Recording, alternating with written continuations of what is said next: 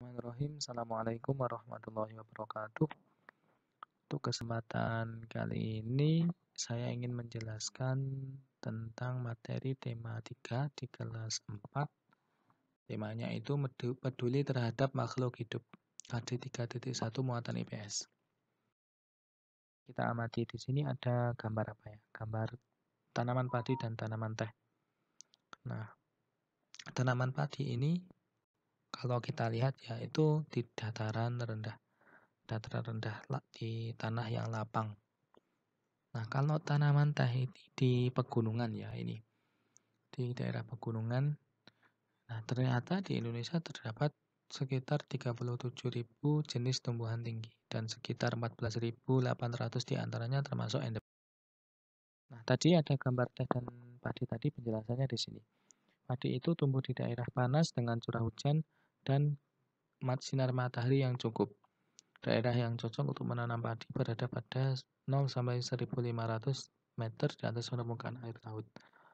Nah, padi cocok di daerah dengan suhu sekitar 23 derajat Celcius. Nah, jadi suhu panas, kondisi tanah yang baik berada di dataran rendah, persawahan ya namanya, dengan pasir, debu, dan lempung. Membutuhkan pengairan yang cukup supaya pertumbuhan padi berjalan dengan baik. Nah, selanjutnya teh tadi ya. Teh itu tumbuh di daerah dengan suhu dingin, sekitar 3 derajat sampai 15 derajat Celcius dengan curah hujan yang tidak kurang dari 2000 mm kubik. Suhu di atas 30 derajat dapat memperlambat pertumbuhan. Nah, tadi ya, teh itu baik tumbuh di daerah yang dingin. Tumbuh di daerah dengan ketinggian 4.000 sampai 2.000 meter di atas permukaan air laut. Di daerah dataran tinggi ya ini, semakin tinggi tempatnya, aroma teh yang dihasilkan makin baik. Tanah yang diperlukan mengandung unsur organik yang biasanya terletak di lereng pegunungannya. Jadi intinya padi banyak tumbuh dengan baik. Padi itu dapat tumbuh dengan baik di daerah persawahan, dataran yang luas, dataran yang lapang, tidak naik gunung, naik turun seperti pegunungan. Itu idealnya. Nah, teh itu kalau teh itu di daerah pegunungan yang suhunya dingin. Ya, hubungan geografis dan SDA. Di sini yuk kita amati. Di sini ada fauna, hewan-hewan yang banyak ya. Nah, di sini ada apa aja ya? Lihat-lihat. Banyak banget ini. Nah, kekayaan fauna Indonesia tercatat sebanyak 2.827 jenis satwa non-ikan. Ingat non-ikan. Nah, jadi kalau bersamaan dengan ikannya banyak banget. Dan 848 diantaranya adalah satwa endemik. Nah, jadi hewan tadi ada yang dapat hidup di darat dan ada yang dapat hidup di air. Nah, di darat beberapa hewan yang dapat hidup diantaranya sapi, kambing, ayam, gajah, harimau, badak, dan lain-lain.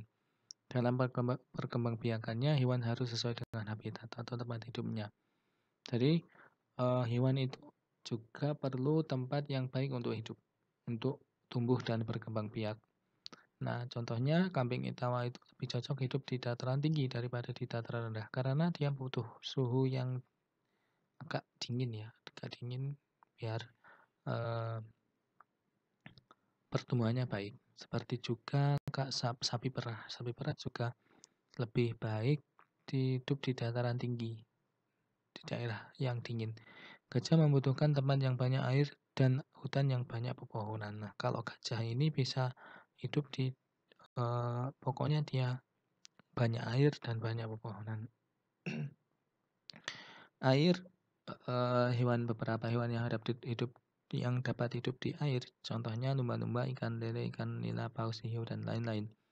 Hewan di air dapat dibedakan menjadi air asin atau air laut dan air tawar, yang mana diantaranya sungai, danau, waduk, dan lain-lain. Ikan lele, nila banyak dikembangkan di sungai. Ini ikan air tawar ya, bedakan ada ikan air tawar, ada ikan air laut atau ikan air asin. Ikan lumba-lumba dan paus dapat berkembang biak dengan baik di lautan dengan kadar garam. Yuk kita amati, di sini ada buah-buahan dan sayur-sayuran, ada kincir angin, ada minyak. Tahukah kalian perbedaan dan manfaatnya? Ini ada tadi ya, sumber daya alam. Sumber daya alam itu ada yang dapat diperbarui dan ada yang tidak dapat diperbarui. Sumber daya alam yang dapat diperbarui contohnya air, tanah, angin, matahari, berbagai tumbuhan dan hewan. Jadi sumber daya alam yang dapat diperbarui itu sumber daya alam yang melimpah dan tidak akan habis.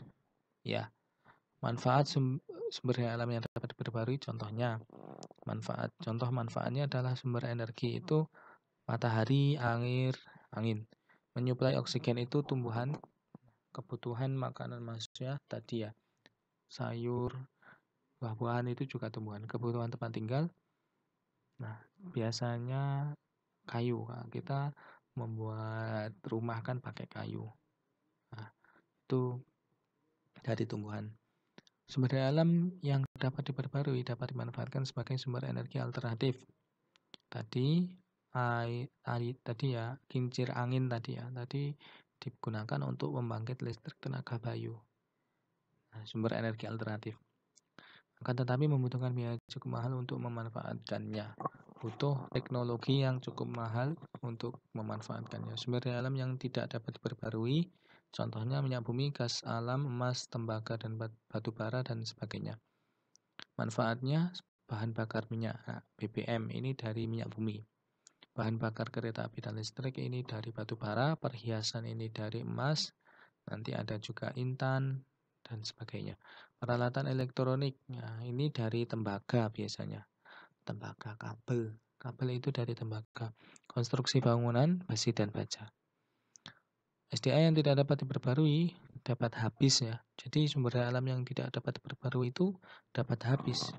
Dia terbatas, ketersediaannya terbatas dan membutuhkan waktu cukup lama untuk menghasilkannya lagi. Jadi sumber daya alam yang tidak dapat diperbarui, barang tambang itu berasal dari pelapukan jasa teknik tumbuhan dan hewan di dalam tanah. Pelapukan terjadi di dalam tanah dan mengalami proses yang cukup lama, beratus tahun. Perlu dilakukan penghematan energi. Karena terbatas, maka kita harus mau berhemat. Terima kasih. Semoga materinya bermanfaat. Ini untuk mengenalkan ya. Nanti pengembangannya nanti di LKS, di pembelajaran kita sehari-hari. Oke, sekian dari saya. Semoga bermanfaat. Kita akhiri baca hamdalah. Alhamdulillahirrabbilalamin. Walafu minkum. Assalamualaikum warahmatullahi wabarakatuh.